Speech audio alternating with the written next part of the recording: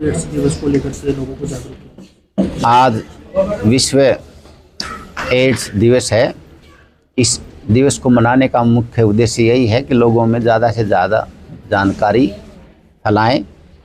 और आज जो हमारे डिस्ट्रिक्ट सिविल हॉस्पिटल में डॉक्टर रश्मि और डॉक्टर पुलकिता, हमारे पीएमओ डॉक्टर राज, डॉक्टर सुमन, सभी ने एक अवेयरनेस कैंप का आयोजन किया गया, जिसमें मरीज और आसपास के लोग और हमारी छात्राएं ने भाग लिया। जिसमें किन किन कारणों से एड्स फैलता है, इनको कैसे रोका जा सकता है और डिस्ट्रिक्ट हॉस्पिटल में क्या क्या हमारी सुविधा है। हमारी टेस्टिंग की सुविधा डिस्ट्रिक्ट हॉस्पिटल में ही नहीं, हमारे हर सीएचसी पर है।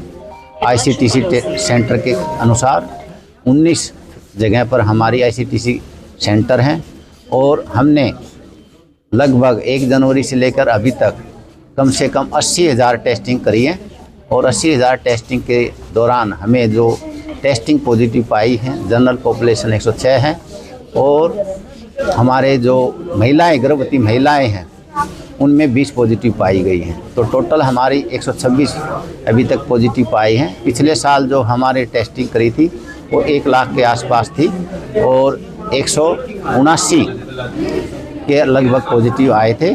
सभी को हम ट्रीटमेंट दे रहे हैं, सभी की एडहेरेंस 100% है। और समाज को अवेयरनेस के लिए हमने हर महीने जेल में और स्लम एरिया में वहाँ जाकर के कैंप लगाए जाते हैं। आपके द्वारा प्रिंट मीडिया और इलेक्ट्रॉनिक्स मीडिया के द्वारा भी जानकारी फैलाई जाती है, जिसकी वजह से हमारी जो प्रीवेलेंस और इंसिडेंस है वो पिछले साल की बजाय इस साल कम हुई है और टेस्टिंग हमारी पिछले साल से ज़्यादा हुई है। सभी लोगों को जानकारी दे दी गई है और इसको जानकारी के लिए जो व्यक्ति अपना इंट्रोवर्टेड है, उसके लिए भी सरकार ने एक टोल फ्री नंबर जारी किया है 1097। वो उसको डायल करो, वो अपने एड्स से संबंधित जानकारी और उसमें जितनी भी शंकाएं हैं उसमें आप उसका फ़ायदा उठा करके उसकी जानकारी ले सकते हैं। तो हमारे इसमें जो आज तक जब से ये पहले लिंक सेंटर था और FIRT सेंटर अभी बना है, तब से लेकर के अभी तक लगभग 25,000 के आसपास लोगों ने रजिस्ट्रेशन करवाया और वो सभी को हमने ART दे करके उसको ट्रीटमेंट दे रहे हैं। और ट्रीटमेंट इसका क्योंकि सारी उम्र चलता है और सारी उम्र में हमने लगातार दवाई लेनी होती है, इसकी एडहेरेंस 100% होनी, जब भी वायरस सप्रेस रहता है।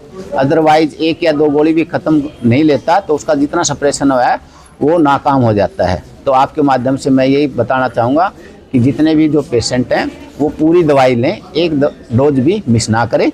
और जिनकी इनकम 1,80,000 है, हरियाणा के निवासी हैं और 100% दवाइयाँ रेगुलर ले रहे हैं, उनकी सुविधा के लिए सरकार ने 2250 रुपये हर महीने मंथली पेंशन का भी प्रावधान कर रखा है, इंसेंटिव दे रखी है।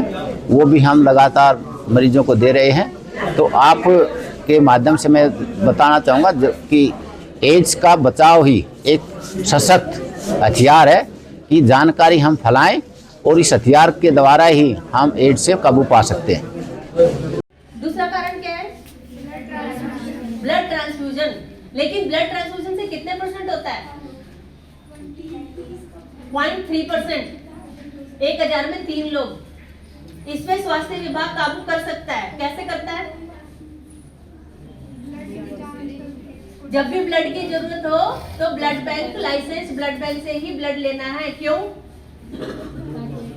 बताओ कि उसमें जो भी अगर ब्लड यूनिट के लिए हम क्या करते हैं, सभी गर्भवती महिलाओं की HIV की टेस्टिंग कराते हैं। ये डॉक्टर साहब ने पूरे डिटेल में बता दिया। और कौन सा कारण है?